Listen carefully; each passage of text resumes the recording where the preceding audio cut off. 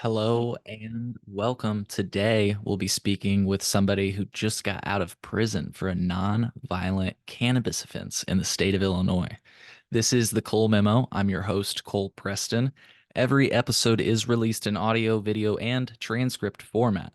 To find the transcript, audio, or video version of any episode, please refer to the description of the episode that you're listening to now. Within that description, you can find a link that will take you to our website, which will display the transcript for this episode and the platforms where you can find this episode in audio or video formats. If you're unable to locate the episode description on whichever platform you're listening from, simply take note of the episode number and visit thecolememo.com. From there, you can use our search functionality, which is in the top right-hand corner of the website. You can use the search functionality to find the corresponding episode, and then you'll be able to access the audio, video, and transcript version of that episode. You might also find any links that we reference during the episode so that you might be able to do your own research. If you're not listening to this episode of the Cole Memo on Patreon, then you are listening to this episode later than our patrons. To become a patron, go to thecolememo.com/Patreon. It's a great way to support our show. It only costs $3 a month, and it allows you to get immediate access to all episodes as they release. Another way to support our show is by going to thecolememo.com/support. That allows you to give a one-time, monthly, or yearly contribution of your choice. That's right. You could give us $1 once. You could give us $1 monthly, which would be $12 a year. And every little bit counts. It does cost money to produce this show, to distribute this show, to buy equipment for this show, and to travel for this show. So if you're able to support us financially, that would be greatly appreciated. But one of the best ways to support our show is absolutely free. Subscribe to or follow our show. Leave us a positive review from wherever you're listening to us from. Favorite this episode, give it a thumbs up, leave a comment, or post a review. Your engagement and support is appreciated.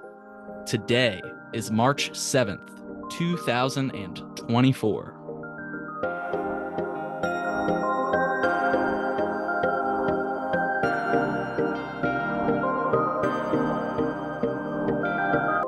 Hello and welcome, folks. In case you didn't know, in Illinois, people are still being arrested for cannabis, as evidenced by research by James Swartz at the Jane Addams College of Social Work at the University of Illinois in Chicago. Arrests for cannabis continue predominantly in areas without cannabis dispensaries.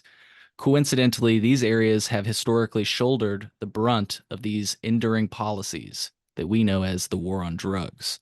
You might be wondering, why do people continue to be arrested for cannabis in Illinois, a state that supposedly legalized in 2020? The short answer is that the bill, which many people say legalized cannabis, truly only decriminalized small amounts of cannabis. Cultivation of the plant and possession exceeding the small amount that is allowed still results in criminalization and in many cases incarceration. That's right, in the state of Illinois, people are still being incarcerated for nonviolent cannabis-related crimes. It's been something I've covered on this show for quite some time, so if you're a longtime listener or refined in cannabis policy like my friend Phil here, my apologies for the recap.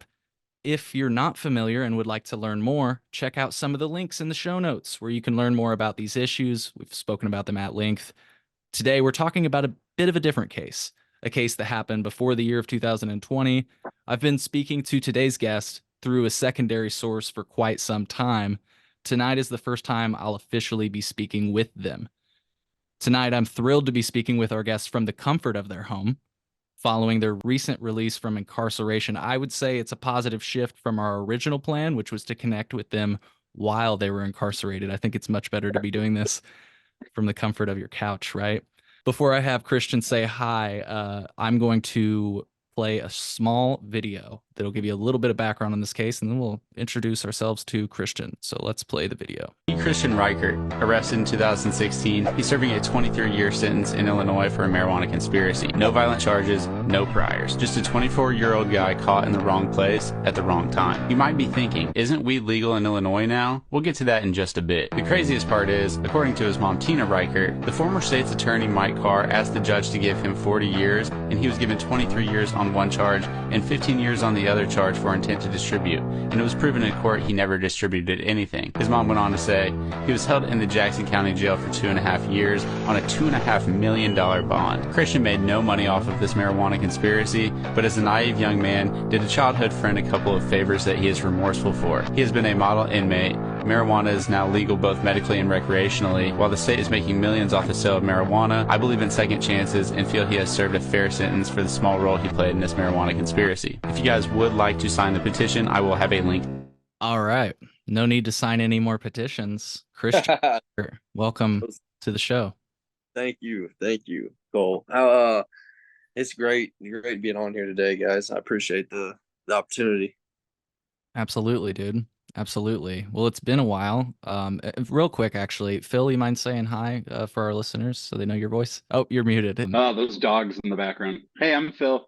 What's up, Phil? I got a couple here myself. Yep. Yep. Hopefully my cats won't be bothering me during the stream. It's nice to know we're surrounded by pets, though. That means we're surrounded by love. Yeah. So anyways, Christian, what I was going to ask you was, how's it been? It's been a few weeks now. Has it been a month? I don't know. Since you Almost. got it. What's the date today? 3/7/2024. So I am 2 days shy of being out a complete month, and it's been crazy. It's been overwhelming. It's been like just hard to just take it all in, dude. Real. But it's been great. The transition has been great. Mind, you know, the fact that they just kind of throw you out. All right, here you go. Here's the free world again. Now go figure it out on your own. But we'll leave the light on you for you, just in case you do want to come back. So it's not easy. It's not something that you because no matter how much time you have to prepare and plan for your release, like there's no way, like at least that first time that you can even try to fathom like what's going to happen when you walk out of those gates. Yeah. How old are But you, Christian? I will be 32 in April. Gotcha. So for the last 8 years, you've been incarcerated, right? Yep. Yep. And Phil, where do we want to start today? We want to start with why you got incarcerated, and then maybe talk through the whole experience. Does Yeah, that sound natural? Yeah. be a good sequence. Yeah. Cool. Well, Christian, tell us about getting popped Getting for cannabis. getting busted for cannabis, right? So, man, it all really kind of started before I even got into the game. I've kind of always been, associated with people that, dealt with cannabis, and it's always just kind of been around my life growing up, Can I ask real quick, you remember how early it got introduced to you? So I was younger than probably 10 when I figured out what it was. Sure. Um, so I want to say I was probably hip around like 7-ish, like, kind of started noticing the different odors between cigarettes and marijuana. So being around some of the adults, I started to catch on early, like, that's a weird smell. Like, why is it always smell it, around these certain people or whatever. So yeah, but the first time that I actually experimented, I was probably about 11 years old. One of my buddies' dads actually kind of dealt a little bit on the small level. And, as a kid, he just was like pinching little nugs off. And he ended up filling up like a little matchbox, like, that you pull your matches out of. He filled one of those up and brought it over one day, and we were just like, hell, let's try it out. So we were like sixth grade, I believe. So yeah, that was the first time I was pretty much formally introduced and experimented with it, and kind of became, not, I won't say like infatuated, but I always did kind of show an interest in it, at an early age. Yeah. But So but before I asked you that, you were talking about how you got kind of involved and sounded like maybe selling it. okay, so yeah, so really, I never did sell it. I never, maybe helped a friend out, Sure. a couple times throughout, like just kind of middleman and like, hey, can you find some? If you can, will you pick it up for me? Stuff like that, like the normal. But as far as like it being like my everyday hustle and profiting from it, I never really got into it like that. I was just more so did it as a hobby and something that, that I enjoyed doing. But so yeah, as I kind of got older, it definitely started to kind of get, you know, become more available, and then more amounts became available. I started meeting different people and stuff like that. But particularly, the incident that happened, like, so before I ever even got involved, I had left Illinois to try to get away from some of my old lifestyle ways, partying and drinking and stuff like that.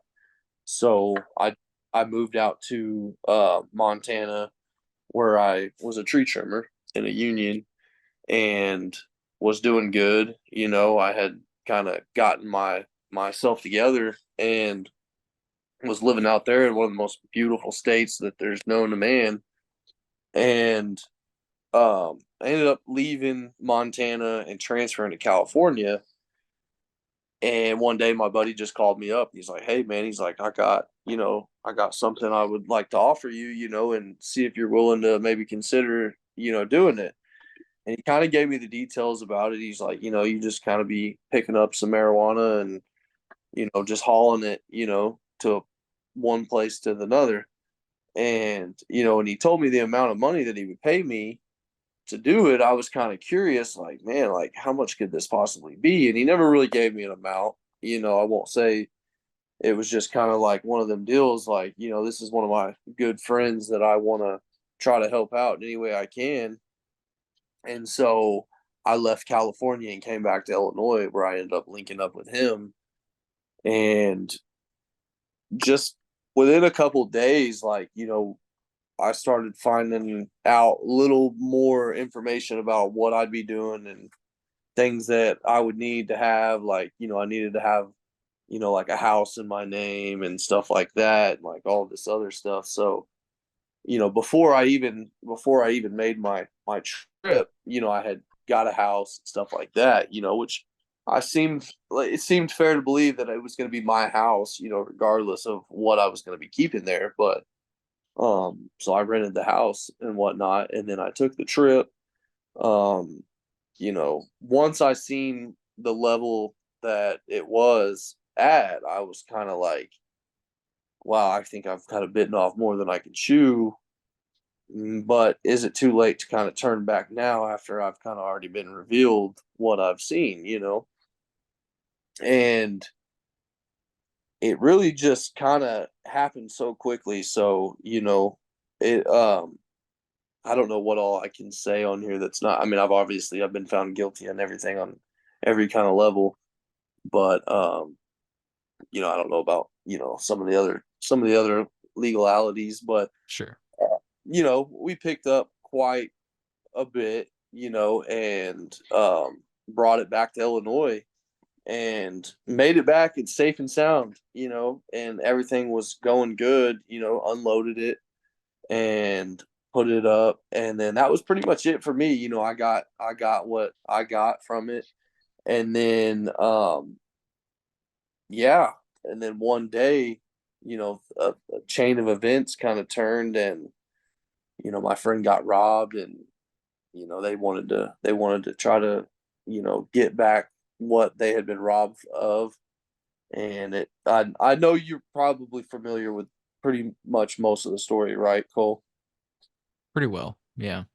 So I mean, they retaliated against some of the guys, and in the process of them retaliating, they ended up getting into a high speed chase with police officers, and one of the guys that had was retaliating ended up shooting one of the cops in the chase. And so pretty much, like, even though I wasn't even around the town or in Mhm. the car or anything like that, it still backfired on me because of the pounds that had been robbed basically fell back on me, that some way they had come from my location. And so you know, once the detectives and everybody started investigating within the hours after that cop had been shot, they landed on my name pretty quickly, that I was involved with the guys that were responsible for all those other events. Yeah. So within about probably Sunday, probably Monday, not even like 24 hours after that incident had happened with that cop, um, actually just a little bit over 24, probably like 36 hours after that had happened, my door was kicked in and I was pretty much caught with um, 50 pounds of marijuana in the house, where I was only charged at first with unlawful possession, right? And I'll kind of like, if I jump around, just kind of stop me. But Sure. um, so at first it was just the unlawful possession, which is a class one felony, 4 to 15 in the state of Illinois, right? So the 4 is the minimum that you can get, 15 being the max. And um, I was charged with that count of unlawful possession of the marijuana in a different county, in the actual county that I got busted in was the county that basically where most of the stuff had happened. But the other county that charged me with cannabis trafficking was the county that the police officer had been shot in, which I had done no I had no transactions over there in that other county, right? So for them to be able to pick up the cannabis trafficking charges and charge me in that other county where the cop had been shot was kind of just unexpected. It was out of left field. And the class X was a 12 to 60. It was 12 being the minimum, 60 being the max. And like you had said earlier on that video, the state had asked for 40. And after I went to sentencing, the judge decided on 23. And that was on the cannabis trafficking. And then the conspiracy with intent to deliver is what I received the 15 years on. But now going back to the original county where I was busted for the unlawful possession, they, after everything was said and done in that other county, they dropped my unlawful possession, right? And it could have been a way to where people were trying to tell me, oh, it's double jeopardy. Like they can't charge you with the same, it all stems from the same event. So they can't charge you with two different marijuana crimes because it's not fair. Basically what I understood is when I was first charged with the unlawful possession, had tried to hurry up and enter a plea, that the other county would not have been able to continue with the cannabis trafficking charge because of double jeopardy. Now, a lot of lawyers, I mean, obviously your good top maybe marijuana lawyers might know this little area of gray that they don't really speak about. But if I had known that, obviously I would have jumped on the first thing smoking and hurried up and tried to get out from underneath them being able to charge me with that other charge. Now, a lot of times, 9 times out of 10, the judge has to agree for you to be able to accept a plea. Like if I go to the judge and say, hey, I want to plead guilty to this unlawful possession right now, he has an option that he can deny me. He doesn't have to accept my plea agreement. So I was pretty much stuck for those first 5 months in the county while I was fighting my charge, in which they ended up nullifying. So they nullify it, which makes it basically bring them, they unfile the charges to where they could be refiled again, right? And then I was picked up on the cannabis trafficking charge, and I was extradited over into the Carbondale and Murfreesboro area, where I sat for 2 years fighting my trial. So it's a lot of like, I mean, even like you said, like how people are still just being arrested right now. Um, and it's simply because they don't, the politicians and the lawmakers and the congressmen, they're in no hurry to try to set everybody free. And like you said, like it's still a thing to be arrested for, so much amount of weed, it's kind of like frowned upon. Like, now looking back at it, the 50 pounds I got caught with wasn't diddly squat compared to what is, considered a lot nowadays. You know what I mean? Right.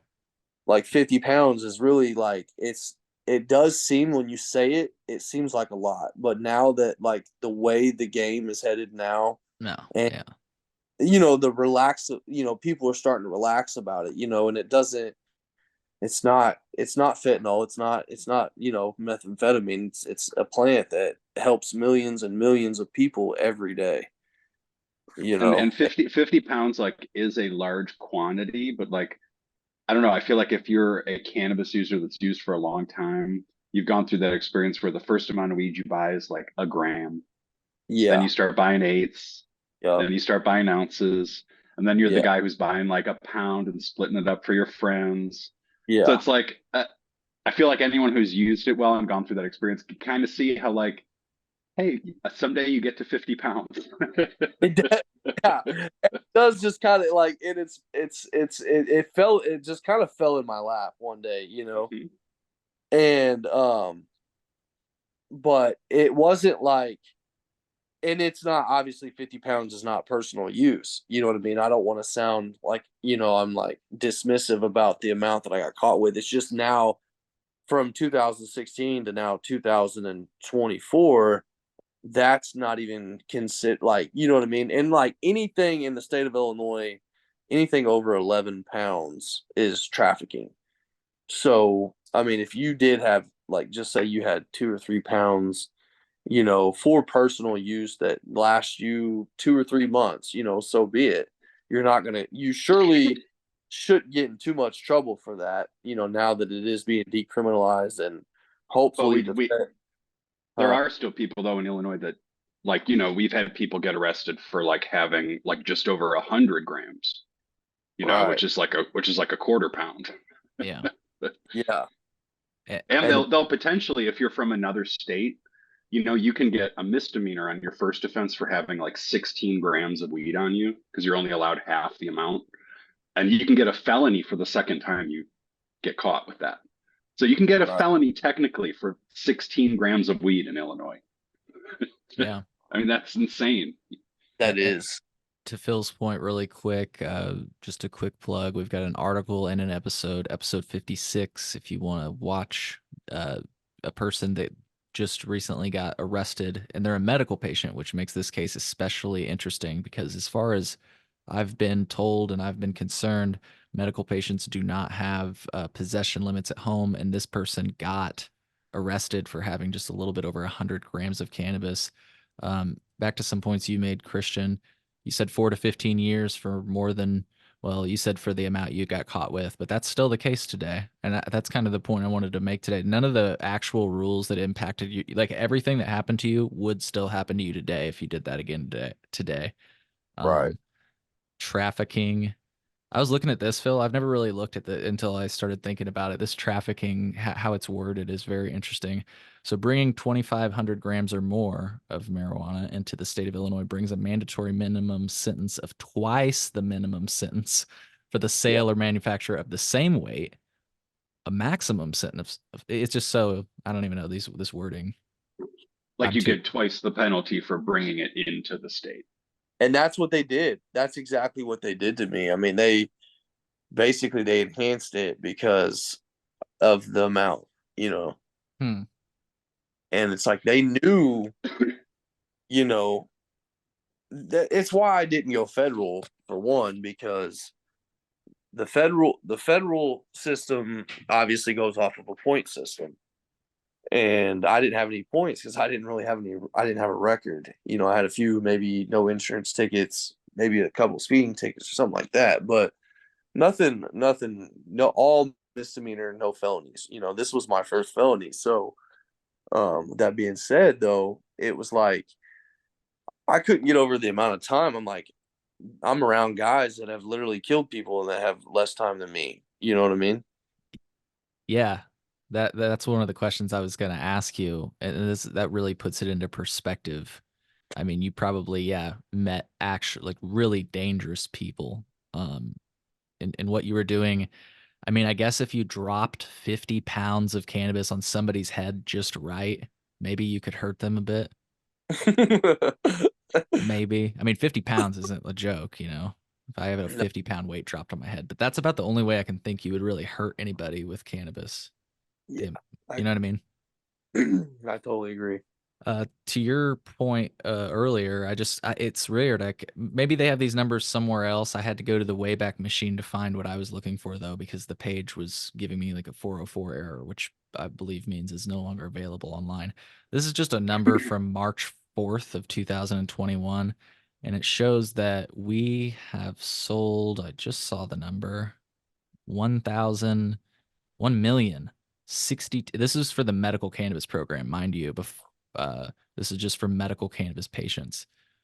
We sold 1,062,421 grams of cannabis. So, like you say, Christian, 50 pounds. I don't know. That ain't a big deal. Not when you have 1 million grams being distributed throughout the entire state through the medical program. Yeah. You it's okay if they do it. It's not okay if we do it, you know. Yeah. And so this might be a question that's like not chronological, but I am just curious, like while you were in, because I'd like to ask like what it was like to go to, be incarcerated and stuff like that. But like there was a time when you were in and it became legal and all these stores popped up. Like what was that? Were you like, what the fuck? You know what's crazy is like I had this feeling like so I was sitting in the county jail.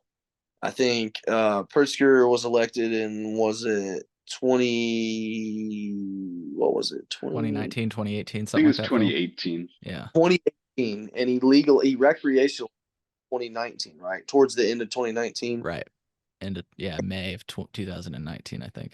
Yeah. And so I was actually in a very the prison that I was in was pretty dangerous.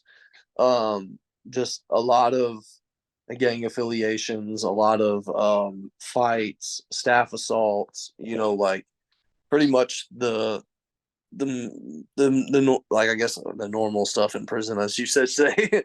But so when it happened though, and I watched it on the news, I had already kind of had the feeling that Pritzker was going to do it.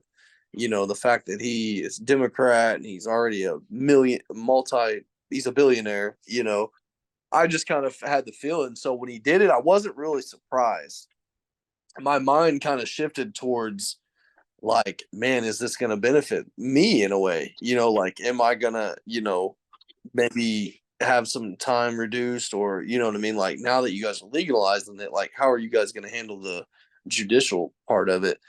And I'll be honest, like, I lost hope pretty quick because it was just like, I wasn't hearing anything. There was no static, there was no chatter, about it, so I just kind of lost like a little bit of hope. However, I started looking at like alternative routes as far as like things that I could control to get me home as soon as possible. You know what I mean? I quit looking at it as like, okay, maybe I'll get this handout and I'll catch a blessing and I'll just be home one day. I literally like I started like just thinking like, okay, what schooling can I do? What like because they've got legal courses, like paralegals and stuff like that. And I'm like, what all can I do that would reward me that time? Well, back in 2018 and early 2019, they weren't giving out good time in the prisons. So there was only limited, like school was the only way that you were going to start to kind of earn a little bit of time off your sentence. So I was like, man, and then the way they do the schooling is your out date. They base it on your out date. So if you have a shorter out date, you're going to be priority on the list to get in school. If you're a couple years out or you got 20 years to do, you're on a waiting list and you're not going to, you know what I mean? So you're just kind of a sitting duck. So you can still just, work out and read and do whatever, think things that you think you can do. But as far as like getting the actual like taking the right steps in the right direction until one of those courses or do one of those classes, you're not your time is sitting still, you know. So I I started working. I got a job in the kitchen, and as my first job, and but long story short, I ended up completing some programs, some drug programs. I started earning like just little crumbs that were kind of like chunking away at it because when I left the county in 2018, October of 2018. You go through a receiving, which is where our receiving is Menard. I don't know if you're familiar with the prisons in Illinois. We have Menard, which is like for the southern region of Mhm. the state. That's where we go to get our ID number, and then like pretty much anybody central or up in Chicago or up north, they go to Stateville, which is where they go get their number. So in 2018, I went and got my ID number, and you pull up to this old creepy castle that has lifers in it that have natural life sentences and everything else. And once you're there, there's like a very small percent chance that you're going to stay there unless you've killed or done a bunch of bad things to people. Mainly that's where they keep the worst of the worst. But however, they shipped me like not even 45 minutes down the road to this prison called Pinckneyville, and it was just as bad. I mean, I had guys around me that had 80, 90, 100 years, like that were literally like my next door neighbors. And it's just kind of like one of those eye opening experiences. Like, you don't really have time. It's survival of the fittest. Like, the minute you come out of your cell, you could literally cut the tension with a butter knife. And you start to like learn how to adapt and just kind of like fake it till you make it, because obviously I'm not in a gang. I'm not affiliated with anybody, but I do have knowledge and I know how to speak and communicate and relate to people. You know what I mean? Yeah. So, and I could walk into a room and almost just get about along with just about anybody. So my skills were already kind of like just, but at the same time you can't show weakness, because you show in that vulnerability, somebody's going to sniff it out, and somebody's going to try to take advantage of you or get whatever they can get. You know what I mean? They're just, a lot of them, that's how they are. They've been nothing against them, they've just been kind of institutionalized, and that's the Right. way that they prey on the system. But yeah, so once I got through that part, and I only did that was the first year I was locked up. So like I started witnessing a lot of stuff, a lot of fights, a lot of craziest, like people, like officers getting punched around and stuff like that. And I was just kind of like, man, like I learned real quick, like that's not the route I want to go. I want to try to get so like as soon as I was eligible to put in for a transfer to a lower security prison, I did. You know what I mean? I stayed out at like, because if you get in any trouble or get any tickets, they're going to deny you for your transfer. And so as soon as I got out of there, I got to a different prison and like got into school. My out date was a little shorter. So I had got into school, got into like, I was working again. Well, however, fast forward 2021, they passed a bill that rewarded inmates for working jobs, basically good time. So every like 90 days, I was earning about 32 to 33 days off my sentence, right? And that was just for my job contract. A lot of times they'll only let you do two contracts. So if you're in work and school, that's two contracts, you know, and or if you're in work and a drug program, and a drug program, all a drug program is like basically people that go to prison that have drug problems that want to do treatment. And for them doing that, they earn credit, good time off their sentence. Well, I've never had a serious drug problem, so I can honestly say that the reason that I joined the drug programs was not to be treated on an addiction level, but it definitely taught me and helped me identify some of my behaviors that I didn't identify Mm. before I took those drug classes in this in the program. So it was definitely it was beneficial. Not only was it getting me home sooner, but it was also teaching me things about myself that I didn't necessarily know. And yeah, I mean, it just basically it boiled down to that was an easier prison to be at. And then the last, I was in three different prisons. The last one that I just came home from was up in East St. Louis, Illinois, which is I don't know if you're familiar with Illinois. That's not a very good area. What It's prison was it? it was Southwestern Illinois Correctional Center, Okay. which it's under SWIC, but it's that's what it stands for, Southwestern Illinois Correctional Center. And it's in a very poor neighborhood, right in the middle of East St. Louis, and it actually used to be a high school. Um, yeah, it used to be a high school back in like the 80s or 90s or something, and they shut it down. Some people bought it and converted it into a prison and put a fence around it, basically. Wow. Um, That's but kind of that crazy. That's kind of crazy. it, it Is though that like a private prison then? it is, yeah. Yeah. And I'll be honest, dude. I did like over so altogether total time in. I did 7.5, right? And from let's say from 2000 and from October of 2000 and 2018, I was behind the door from then all the way until January of 2023. When I say behind the door, I was locked up in a cell. Um, where it was bad. I mean, the COVID hit, we were locked down 23 and a half hours a day.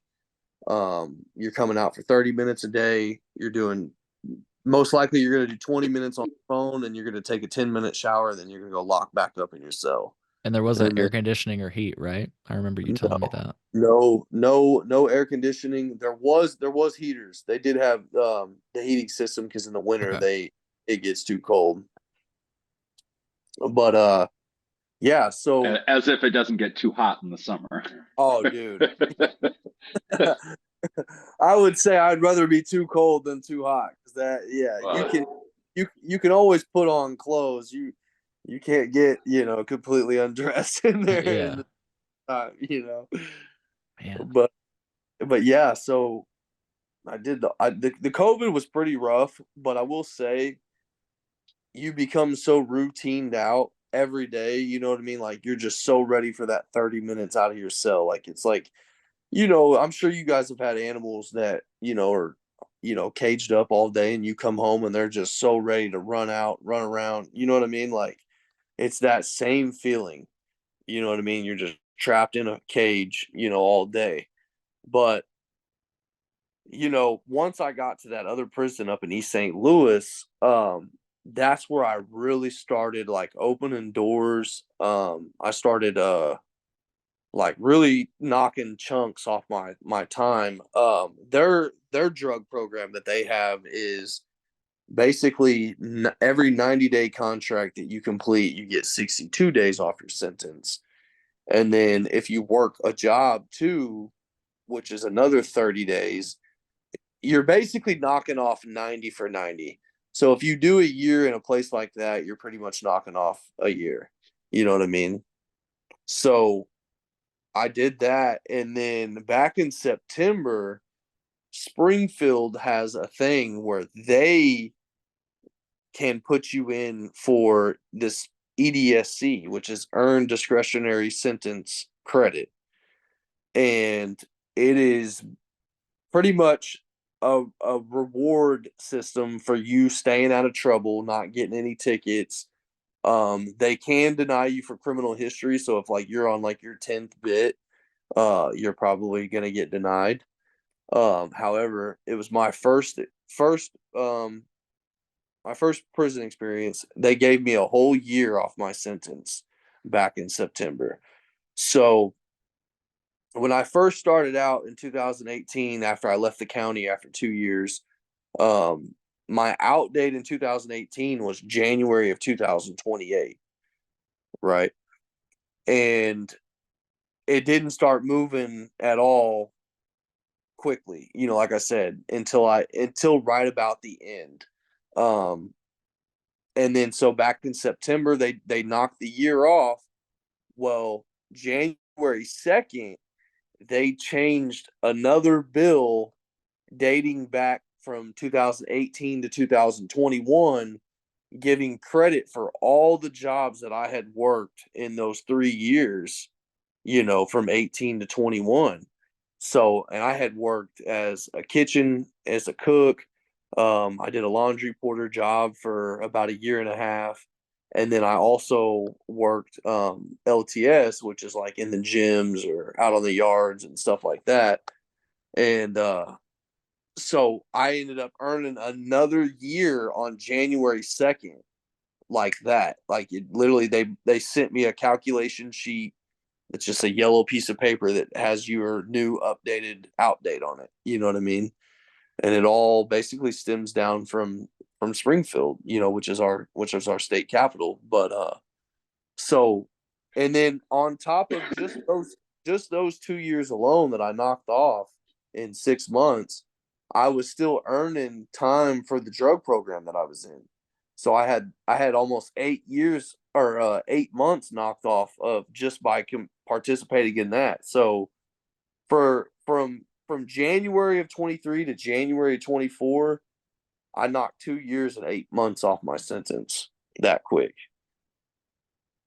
And it was just kind of like, and the craziest part about it was I was waiting. I had just got denied my appeal. My appeal went on from the time that I got sentenced all the way up until November of 2023. It took them 5 years to finally deny me of my appeal. And the appeal, we can get more into that later. I don't know how much time you guys have tonight. I don't want to sit and ramble, but the appeal is that's a whole nother episode. Sure.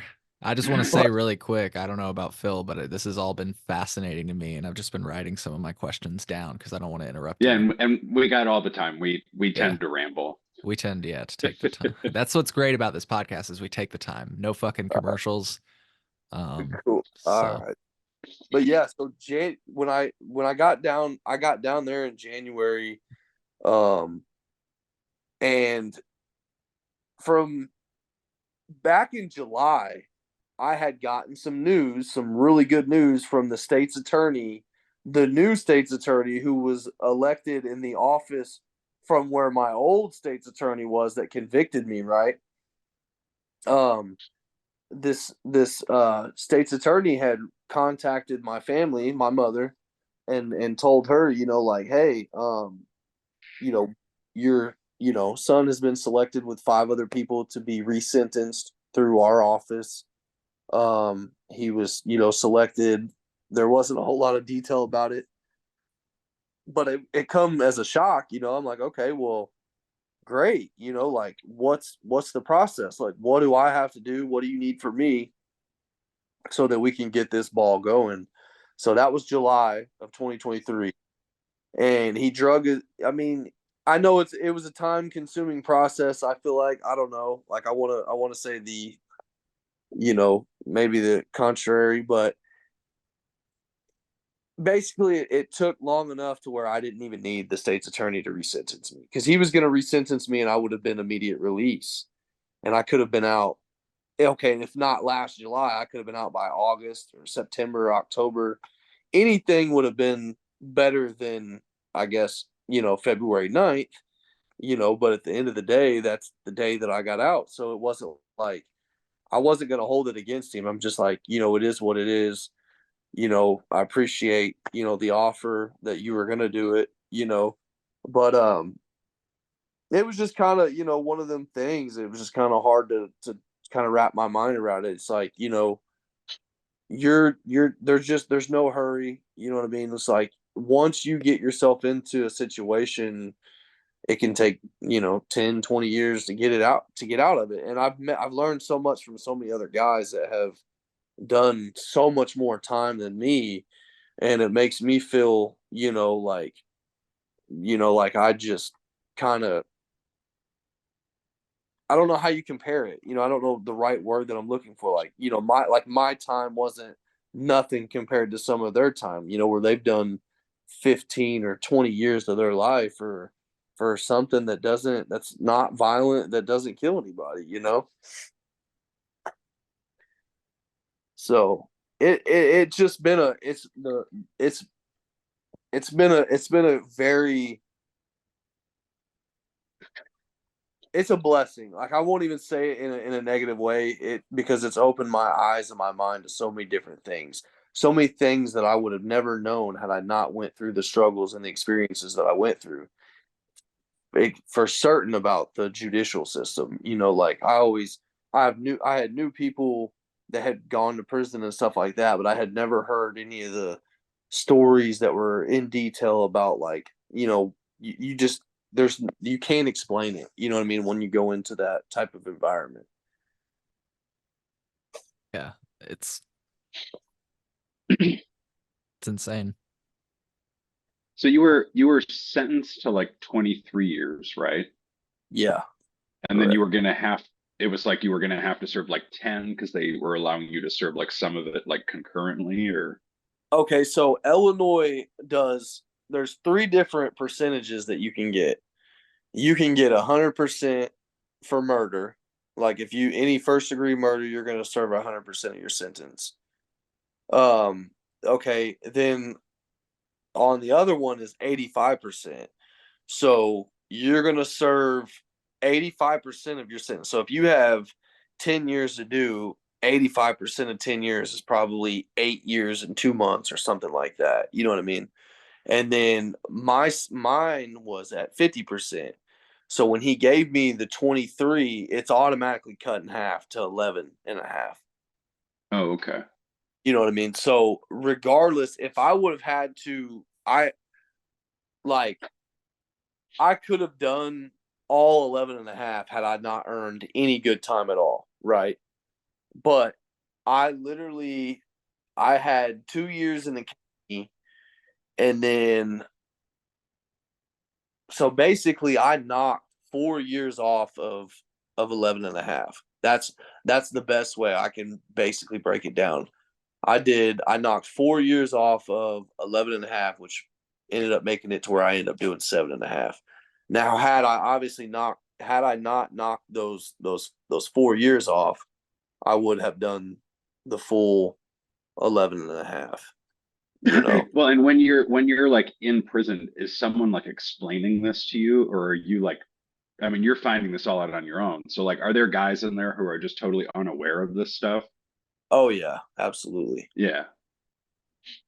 Yeah, Yeah, they because don't. I mean, you seem like a smart enough guy where you would be like looking at the system, trying to figure this stuff out. It's like some people in there are probably not the brightest They're Right. not. or the And best advocate for themselves, or they don't have, someone trying to figure this out for them at home. So Yeah, that's upsetting to realize. because it's not calculus. Like, don't get me wrong. Like, but but how do you find it out? That was one of my questions. Like, how are you finding this out?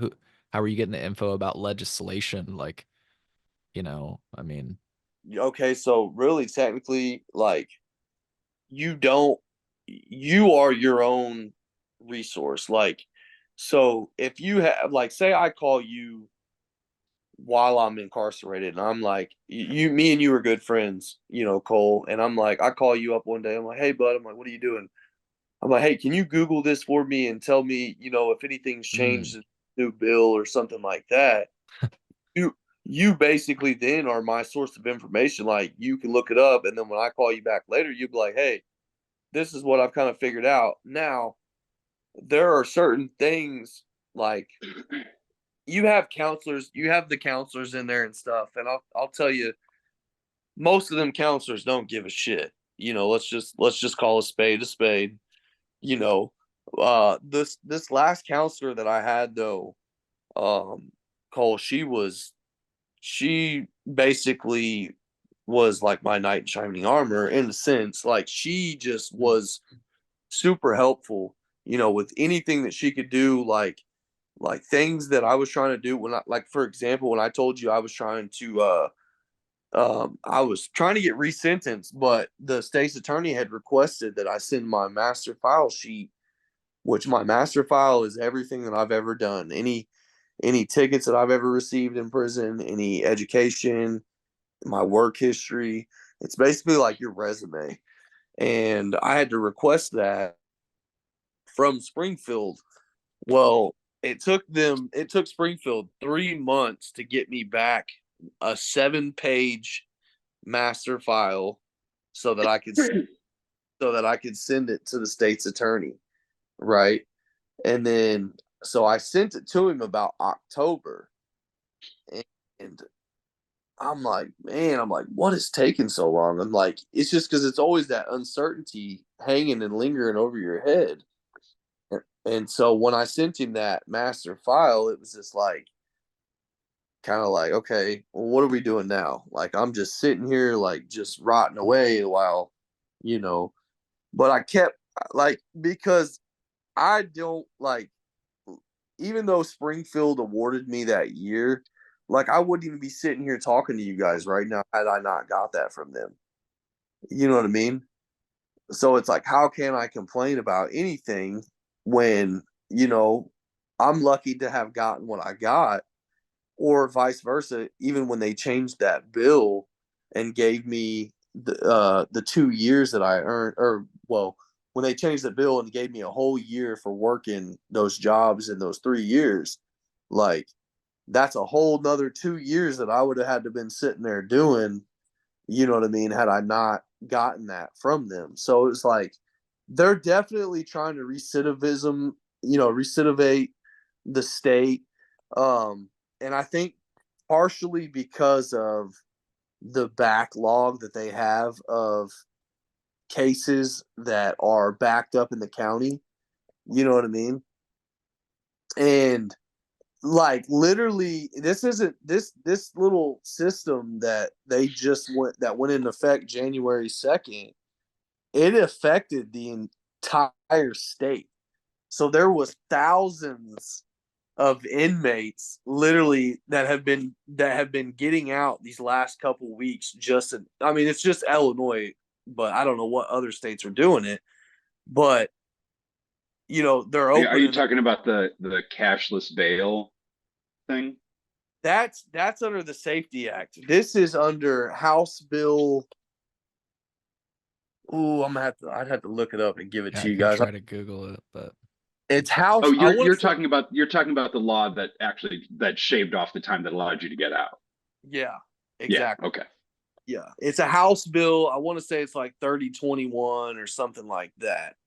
But since January 2nd, I would love to see the numbers of people that were incarcerated that have got out, because I know it's in the thousands. It's got to be, you know what I mean? Because just the prison alone that I was at, they were probably shooting anywhere from 10 to 20 people out a week, which is a high number at a prison. That's not that's a facility, that's a minimum security facility that offers the programs and stuff like that kicks you out the door, because it's basically supposed to be like a reentry facility. They're supposed to be there preparing you for the out when you get out, right? And they don't do that. you know um Literally, it was quite the opposite. Like, if I didn't have the support that I did from a lot of people, like, I mean, even just not even financial, like financially definitely, but like if I didn't have the financial support that I have when I got out, I mean, I would have probably ended up in a halfway house, you know, where you're there and then they want you to find a job and then you get out on your feet, stuff like that. Like, that's a much slower process. And unfortunately, a lot of guys have to go that route, you know what I mean? Because they don't have that support system. I don't, they might have burnt their bridges. They might have, you know what I mean? They just, but they just shove you out the door and they're like, here, you know, don't commit any crimes, don't come back, basically. Yeah. But And So this like law that they passed, like the one that helped you get out, a lot of yeah, the people that are probably getting out are people that have like similar, like they were part of that tier of crime where like they only have to serve half their sentence. So yeah, are a lot of these other people like potentially like drug crimes, like not even yeah. just cannabis, but like And most of them, I mean, interesting. for the most part, like not so many, no violent. I can't really think of anybody that I knew that I see get out that was in on a violent case. Um, but most of the guys were guys that had been gone for a while. You know what I mean? Like over 5 or so years, where they had worked. The main important thing was the how much had they worked from 2018 to 2021.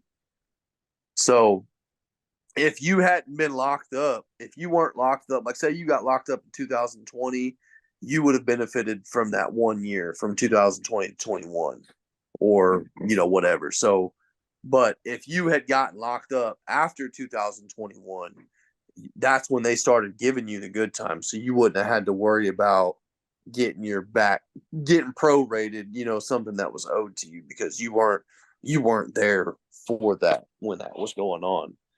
But uh it's just I'm curious though because it was just so many people, that were getting out in front of me and I'm like and you don't even know because no one's telling you nothing.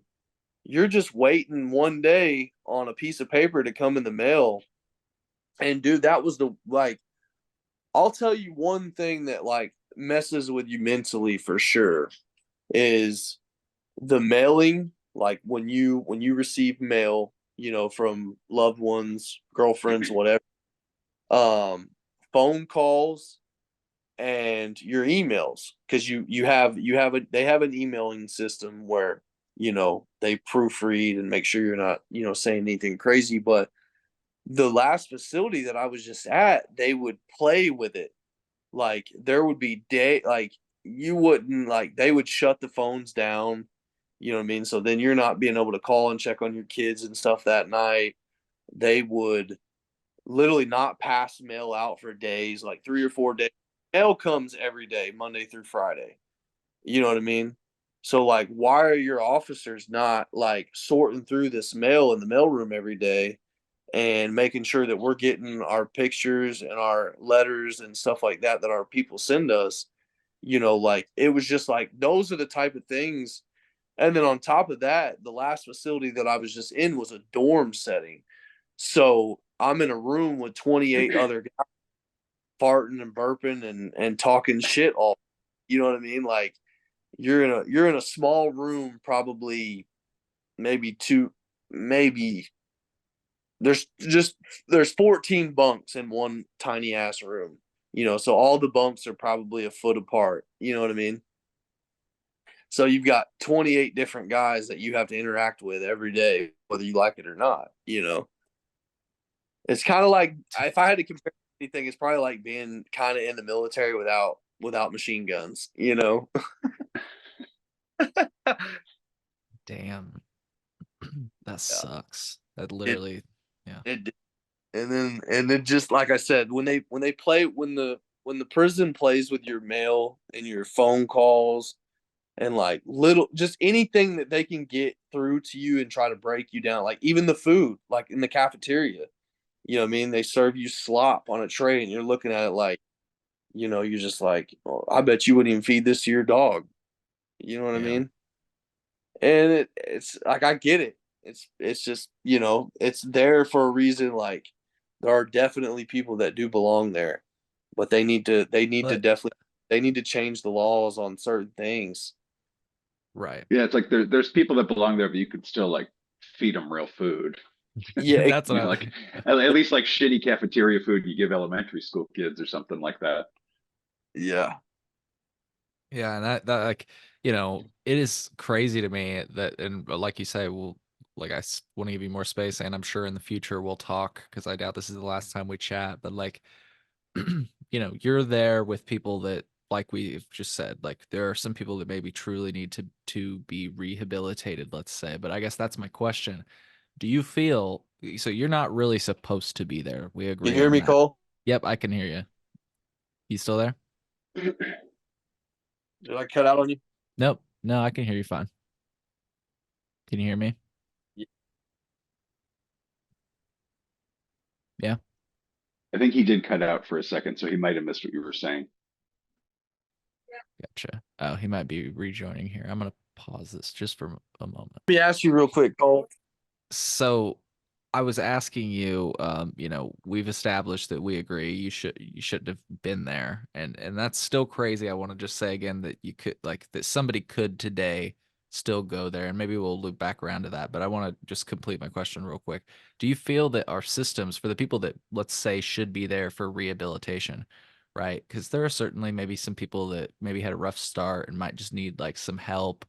Do you feel that our systems are even equipped to help those people, you know? Because that's like the ultimate idea is like, let's give them some help. I don't. I don't think. I think they're lacking in Illinois in a lot of ways to treat guys with skills. You know, like any type of like trade. Like they haven't. They're still not opening up to like the idea of bringing like welding classes. A lot of the auto mechanic classes are kind of like hit and miss. Like as far as like and then you've got your basic construction. You've got horticulture, which I honestly thought about taking while I was in there. Um, just because you never know. Yeah. And so, but yeah, they're understaffed, I guess, in a big way. Because COVID did mess a lot of stuff up. A lot of people quit. A lot of like, dude, like I mean, you should see the officers that are coming in now into the system. They're kids straight out of high school, bro. You know what I mean? And like I had a kid, like I mean, he's a CEO. I mean, God forbid that if anything broke out, Cole, because he wouldn't have been able to stop shit. You know what I mean? Yeah, he was Like, like me. Looked like me. nah, he, he would have been traumatized forever. Like he would have probably like he'd have probably quit. But like I said, like then you got these young kids, you know, talking to you just crazy. They want to show you that they're not scared of you, basically. And they know that if you even blink an eye wrong at them, they're gonna come. They're gonna come in full force. SWAT team's gonna show up on you. That's so crazy. I cannot imagine. I don't think I'm not built for that. And that's one of the questions I wanted to ask you. Like, how did you figure that part out? How did you figure out like keep your head down, but be into you like you've said a few things like keep your head down, but don't kind of give the impression that they don't want to fuck around with you. Um, Yeah, how'd you figure dude, that shit out? it's funny. So my first altercation in the county was over a baseball game.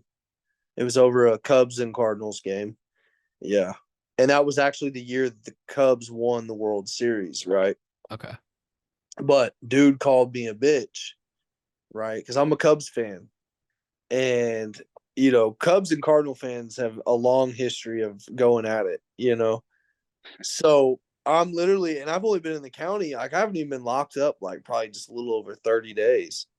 And I'm like, I come out of my cell and I'm like, hey, I'm like, what's the score of that game? And he was like, shut the fuck up, bitch. Go back in your cell, blah, blah, blah. Fuck the fucking Cubs. And I snapped. I lost it. Like, charged at him. It's like, obviously, the bitch word is fighting words in prison. You know what I mean? And I felt like if I let him get away with it, then there's other people that are think, oh, this kid's a bitch. We'll just pick on him. We'll take his trays and whatever. So it's like I kind of had to put my guard up and show all the other guys in the block, that I'm not the one. Like, you and I'm not gonna let nobody pick on or prey on nobody in front of me. I don't care how big and bad and how many people you've killed or anything like that. It's just about respect, and there's not a lot of that in there. You know what I mean? But I think I always carried myself in a manner to where I'm not going to say that I demanded respect, but I definitely, I don't know if that's the right word, requested it, because if I treat you with respect, I expect the same in return. And that's all it boils down to. And a lot of people don't know how to communicate. They don't know how to use their words. They immediately blow up and want to go to fights. And like, so funny saying that I got in that first fight over that, and over some words that really now to me don't mean nothing. I don't care what you call me. You know what I mean? You can, like my skin is so much thicker than that. So it's like, now looking back, like if I was to revisit that, I would handle it totally differently. You know what I mean? I would avoid the altercation, without looking like a bitch, or, whatever you want to call it. But it's just like I was younger then. I was 24 at that time. I'm 32 now. So I definitely grew and matured, but not everybody has that same capability. A lot of people stay stagnant in their mental, and they don't grow while they're in there. If anything, they kind of do the opposite, and they come out and look for more ways to get intertwined into criminality or whatever it is that they were into before. It just advances them. Where like, I know you've probably seen the movie Blow, right? Yeah. I mean, you have enough connections in there to where if I wanted to come out with a master's in cocaine, I probably could have. Like George Young said it best, and he said I went in with a GED in marijuana, and I came out with a fucking master's degree in cocaine. Like, it is what you make it, Cole. It's definitely like one of those things. Like, prison is going to be what you make it. If you go looking for that trouble, you're going to find it. You know what I mean? If you want to be a knucklehead and raise confrontation with the officers that are there, they're gonna let you know who's bigger. You know what I mean? Who's badder. And I promise you, in Illinois back in the day, it was a lot different where the inmates ran it. The COs now have took it back under control, and time isn't like what it used to be back in the, I guess, the ancient days, as they say. Nowadays it's like these new younger kids coming in, and it's it's shifting, it's changing. The system is definitely changing, Yeah. and hopefully I want to definitely help, open up a platform, try to share the awareness of people that are still locked up for cannabis. You know what I mean? Like, I'm just now starting to get the groove of like kind of the social media. Like, I did have Facebook and stuff like that before I got locked up. And I just made small personal comments on there, like family and friends, stuff like that. But like, now that I see like how the bloggers and the podcasters and the influencers kind of do what they do, I do try to like see if that's something that I'm maybe interested in getting into. But I definitely, regardless, no matter what, want to try to share knowledge with people that don't have a clue on, what I mean, the system and what's going on. Were there many other guys like in the same prison you were in that were in there for cannabis? Dude, I don't think I've met anybody else in there for cannabis. Okay, Like, interesting. that's where it was such a shock. Like, I think, and if I did, they were obviously on a lot smaller level, and they only had like a year maybe or two to do for like something minor. But Phil, that is crazy that you asked that, because now that I'm sitting here thinking about it, like, I can never specifically remember anybody ever telling me that they were locked up for marijuana. And Anything that's like I mean, just, mushrooms or I feel like there has to be in the state because that oh, for sure, the for sure. law only like the law only allowed you to get out if you had like less than 500 grams was your like crime or whatever. Yeah. So I just wondered if there were like other guys that you ran into that were in the same position as you. That's Now, interesting. That's just bizarre. You were the only one. well, so like one of the other guys that I knew, he had a cannabis charge, but he also had a gun charge with it. So like, if we're just saying cannabis only, Like But they, just having the gun.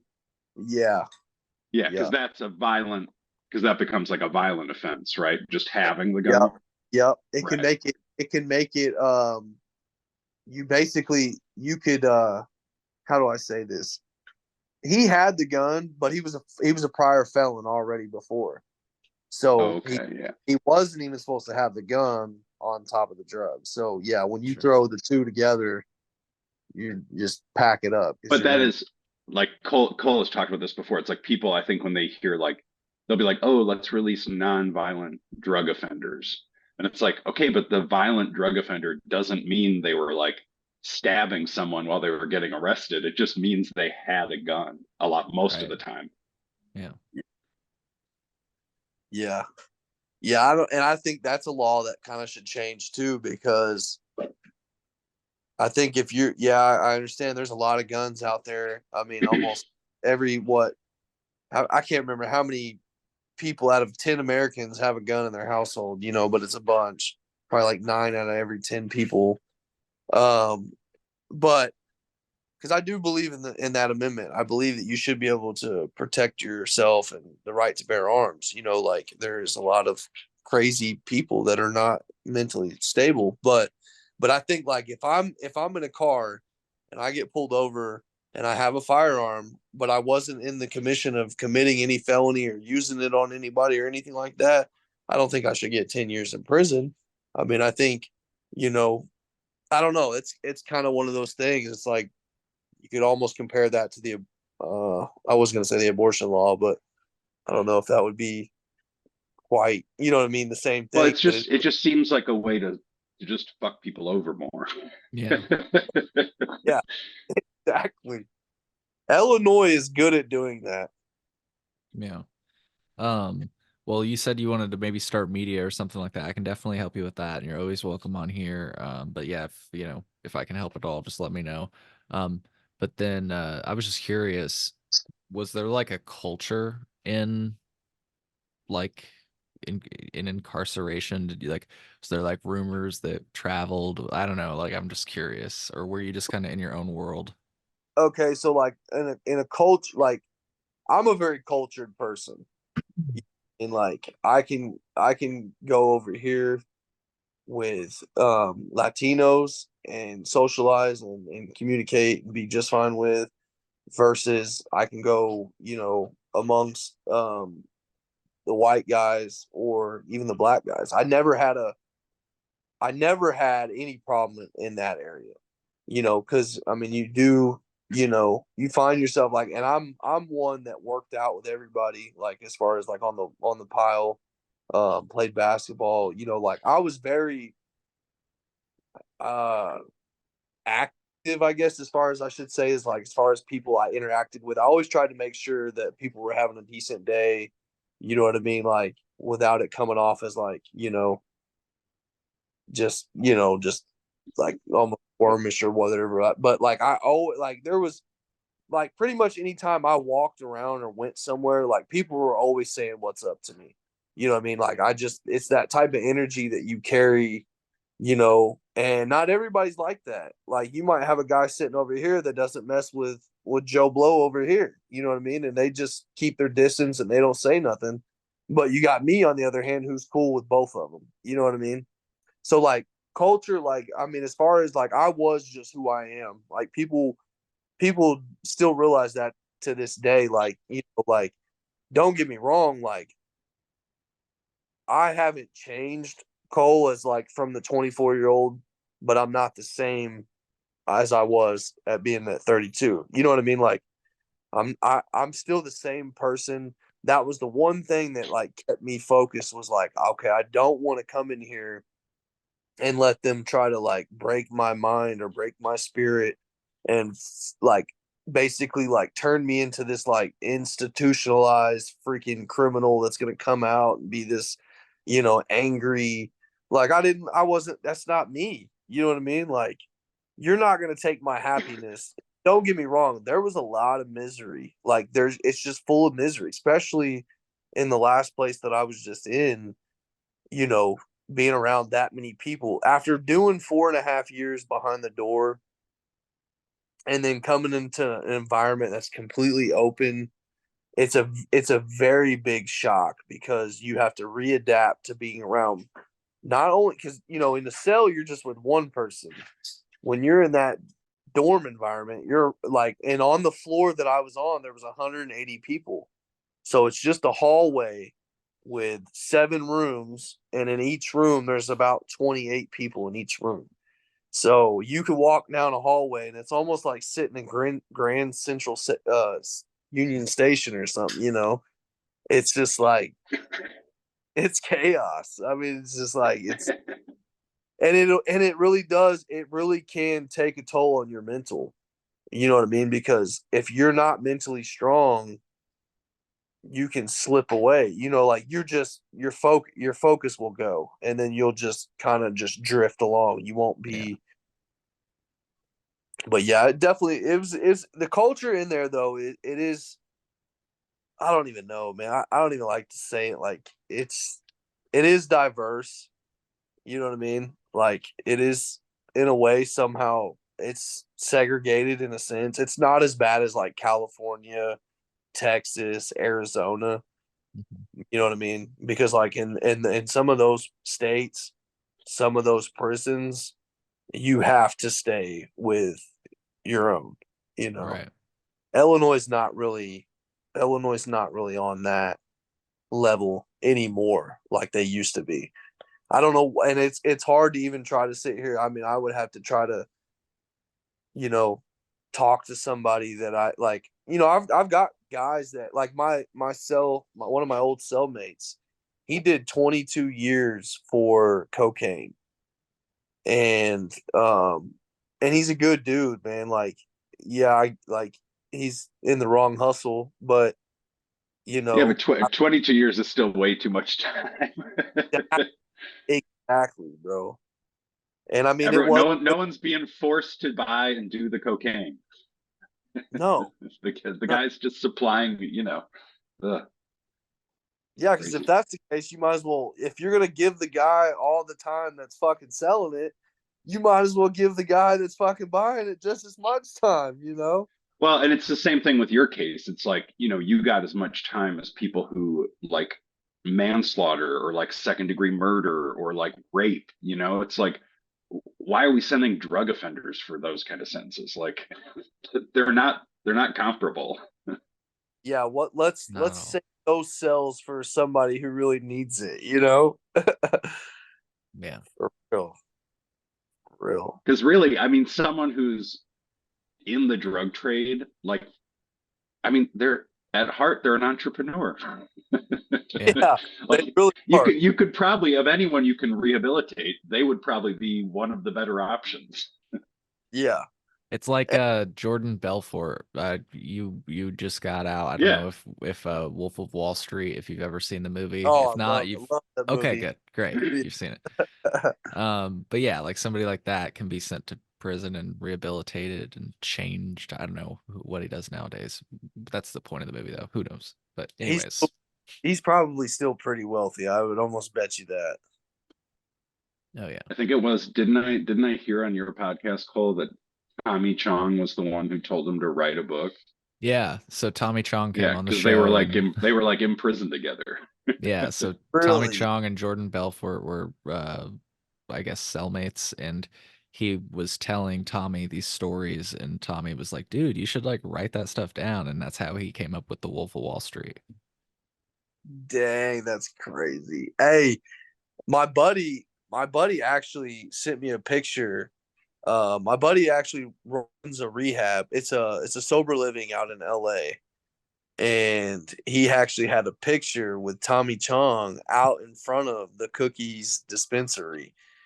And he sent me the picture of him. He goes around like he's a good friend of mine.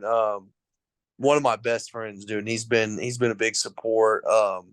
His name's Nick Morgan, and yeah, he's been there in my corner, the whole time.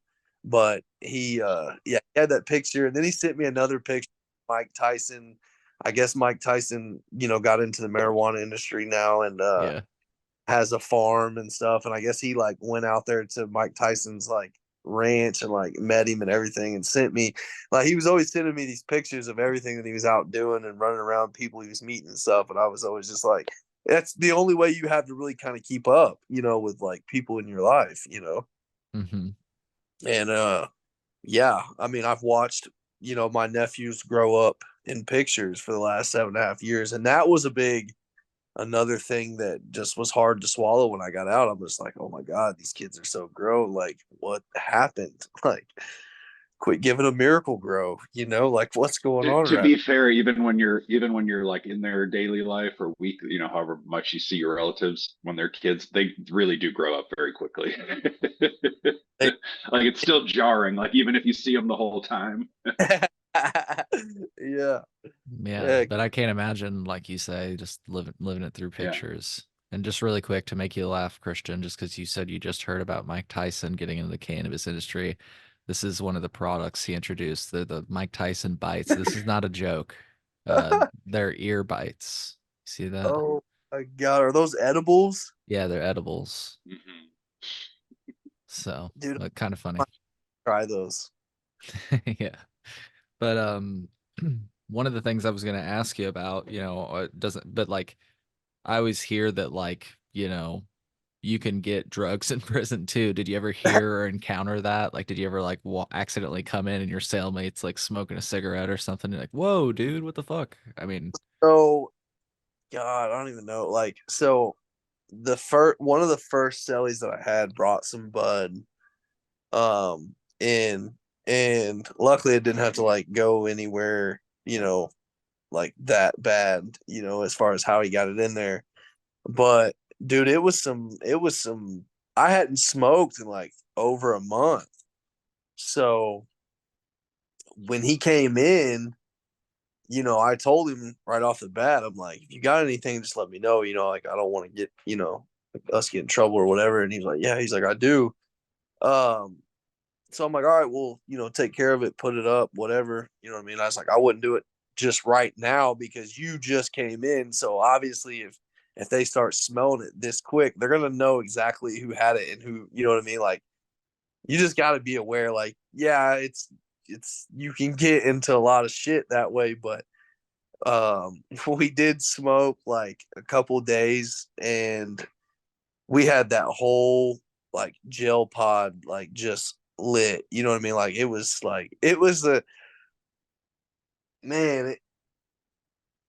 It was like bittersweet though because like I had like I'm sitting here smoking this shit and I'm like this is the shit that put me in here. You know what I right. mean? And Start. now I'm now I'm in here smoking this shit. Like what the fuck? Like why is the universe fucking with me like this? And but that's not the only. Obviously, marijuana is not the only thing. They make hooch.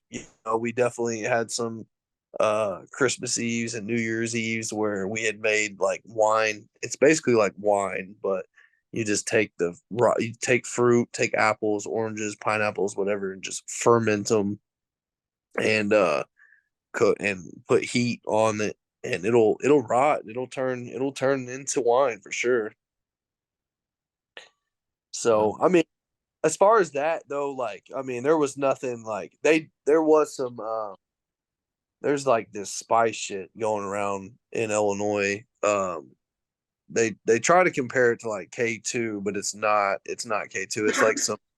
It's like some under the counter like raid shit that they're spraying on like postcards and like Sudokus and stuff like that and mailing them in, and then these guys are just like tearing off like these little pieces of that paper and smoking it, and it's literally making them have like seizures, like they're like in there like turning into like zombies, like it's crazy, and they were sending so much of it. It hit the system so hard so fast, like the officers and the wardens and stuff like that didn't know how to really prepare for it. You know what I mean? And at first there was no way that they could even track it. I You wonder know, what it actually is. that is Because that is that that spice stuff is like a synthetic weed, right? yeah. Because I And remember that from like years ago. But And this wasn't the actual leaf form. This was just the spray, the chemical that they were spraying these on these sheets of paper and mailing them in. It'd be like if you knew the chemical ingredient, like say you had a crossword book puzzle, like just one that thick, right? And say that there was 200-300 pages of that crossword puzzle or whatever, and you sprayed all of those pages, and then you sent that book in to me, it makes it past the check. Um, and then I start basically distributing it inside the prison where I'm making I mean, hell, they were selling $150 to $250 pieces of ID, like the size of your ID. Like, so, and I'd basically just have whoever send the money to a cash app, and that's how I would do it. I'm not saying me personally, but I'm just saying Right. that's how No, that's that how it would be done. Yeah, that's yeah. cool. That's interesting. Yeah, Yeah, I've it never was heard of that. That is interesting. yeah. And it's that same way, with guys that want to do FanDuel. Like I could call my girlfriend and be like, "Hey, bet on the Kansas City Chiefs tonight." Put this some money. You know what I mean? Like, send the money off my Cash App to FanDuel so that I can Well, I'm gamble. I'm glad to know the prisoners are getting in on the legalized sports betting. Oh, dude, I hope I don't freaking like. I hope this doesn't like make it to like somebody that No, Well, hey, I'm all just. the calls are recorded. I mean, they know what's going on, right? Oh yeah, yeah, Yeah. Yeah, absolutely. so yeah. Yeah, yeah. They pretty much know, and it's just one of them deals. It's just the beast that they got to deal with. There's nothing really they can do too much about it. Well, I'm Yeah. sure there's like things that are worth really cracking down on. You know, that's Yeah, probably not one of them, I would bet. it's not. I will say the K2 thing, it was pretty bad. I mean, guys were they smoking it. They're smoking that shit all day, and it's just How like do fry. It's you just get like lighters? How do you get lighters? okay, so no lighters, but you have one you have fans, and you can take the negatives and the positives and create a spark with that.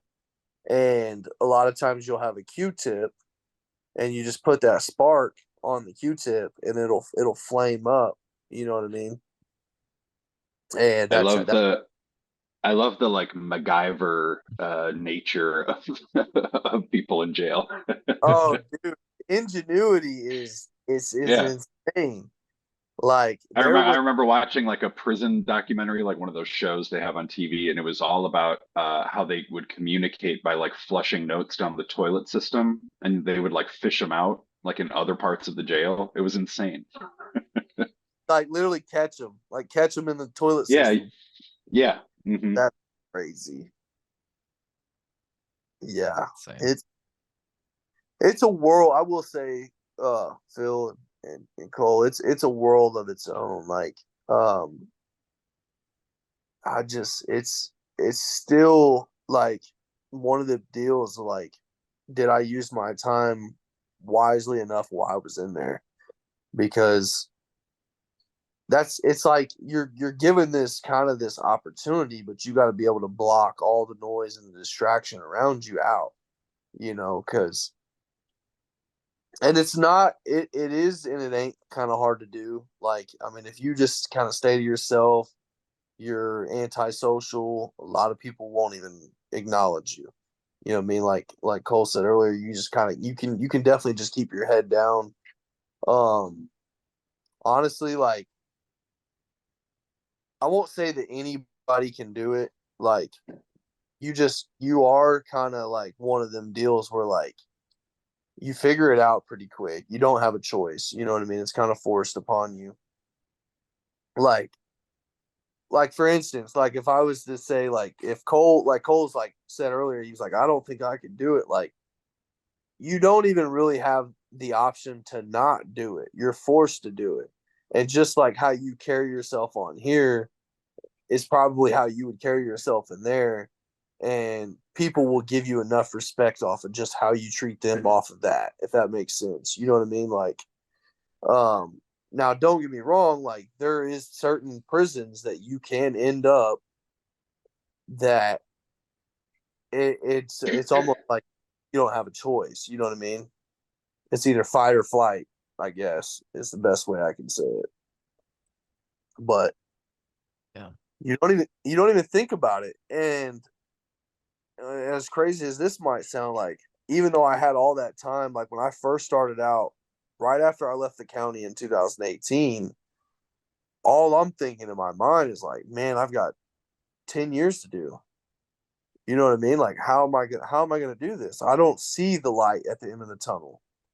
I didn't start seeing the light until literally the last year. You know what I mean? Like, I mean, that was really because if I wouldn't have had seen all the blessings and light that I'd seen, I would still be doing 2 more, 3, 4 more years. You know what I mean? Yeah. I just want to say again, it's just insane that you were in there just for something that is like completely normal in so many states right now. Dude, and before I forget, and I should have said this earlier, like I appreciate you being as genuine and as cool as you have been, with me and my mother. Like it literally like means the world to know that like people like yourself, people like Phil, and dude, I couldn't tell you, like I just definitely want to give a shout out to Last Prisoner Project because once they posted my story and they've got a couple, I think 100,000 followers. People just started like shooting me letters. You know what I mean? Like from all over, from Texas, from Washington, from New York. Like I started getting these letters, and people would be like, "Hey, man, I just want you to know, I appreciate you. You're a pioneer. I'm sitting outside this food truck, outside the dispensary that I work at. Like just all these like cool little stories, like, hey, just keep your head up in there. Just know you're not alone. And like having that type of support and people that actually reach out, that actually care, makes doing your time so much easier, bro. So I want to thank you for being, you know, the way you've been towards me. You know what I mean? I'm super grateful for that, and I appreciate you. You Yeah, know, dude. Absolutely. Well, it's fucked up. I feel like we failed you. The system failed you, man. It's a time I of your mean, life and a time of your family's life that, I mean, I don't mean to dwell on it. Yeah, we can move on, type of thing. But it is, I do feel bad, and it's one of the reasons I was excited to talk to you today. Is like, it is just it's fucked up that we kind of did rob you of. I mean, like you said, you can make the most of your time while you're in there, but we did rob you of your time. You probably would have chosen to spend it other places. I like, and I do wish it could have been sooner that I could have been out. You know Yeah, what I mean? The one blessing, um, was that I made it out without losing anyone super close or dear to me. yeah, Because that was a thought that right there, Cole, was something that kind of haunted me a little bit. Like you just never know. You never know when someone's gonna go, mother, grandmother, whoever. And my grandmother, who was 77 years old, still gets around good and stuff. But that was kind of the motivation that she had on me was I was like, I'll never live with myself if I don't at least make it home in time to like hug her one more time. And that was obviously you've seen that video that I think my mom had shared on Instagram, kind of displaying that. Like once I grabbed a hold of her, it was hard for me to let go of her. I'm like, because the biggest worry was that I wouldn't have been able to do that had I not made it home in time.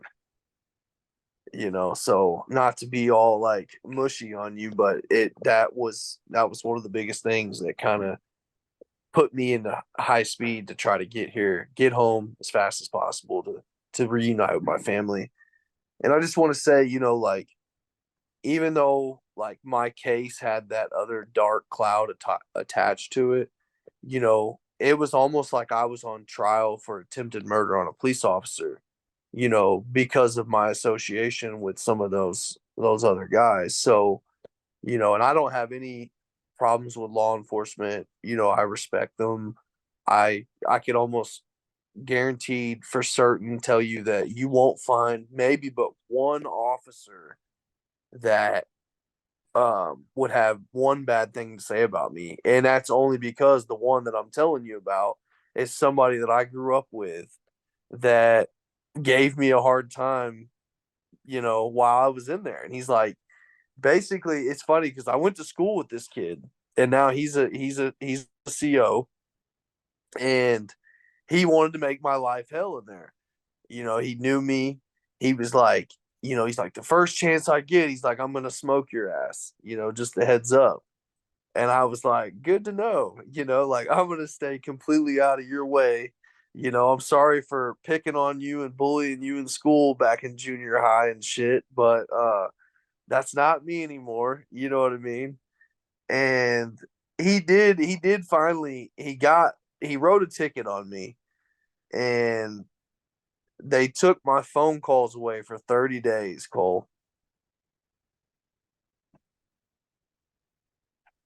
So for 30 days I couldn't call nobody on the phone because he wrote a ticket and it stuck. And so yeah, 30 days I had to, and it was right around Thanksgiving, dude. Literally. So I couldn't, like, he knew what he was doing. You know what I mean? He was playing a mind game with me. And I just don't think that's how it should be. Like, it's like I'm already sentenced, I'm already punished. Why do you feel that it's your job? Your job is security. Your job is to come here and make sure that I don't try to escape. Your job is not to try to mentally fuck with me and make my time harder than it already is. That's not how that is set up. It's not how the system works. But yet, yeah, as you know, law enforcement likes to abuse their authority sometimes because they feel that it's justified in their way of doing things. Well, and that was with like, like I remember reading about your case forever ago, and that was what it always just seemed to me was like you got made an example of just because these other guys had ended up shooting a cop. It Yeah. was like anyone affiliated with it had to get crazy maximum sentence, and Exactly. it never seemed, yeah, it just never seemed right. So it is great to see you out. Yeah. Phil, I appreciate it, man. It's funny your name's Phil too, because I was literally just up in Chicago with one of my best friends who his name's Philip and we call him Phil.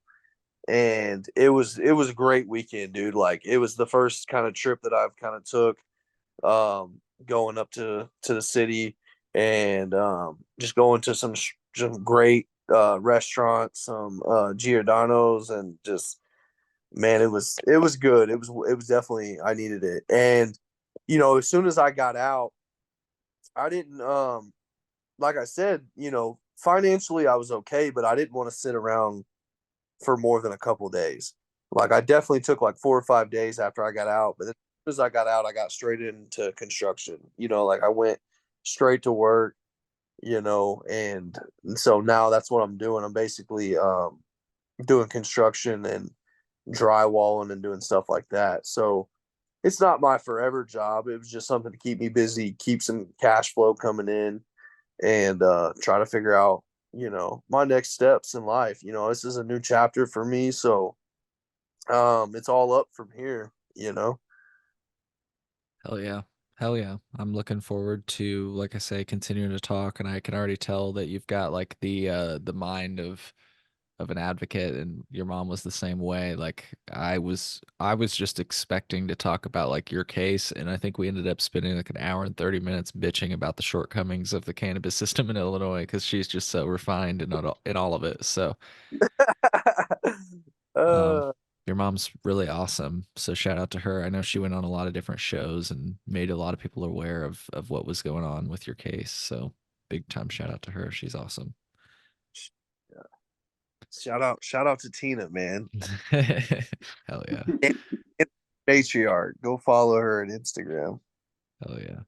Well, like I say, Christian, anytime holler at me. You've got you know how to get a hold of me. And I would love to have you back on anytime. And if like I We say, if you ever Cole, want we to.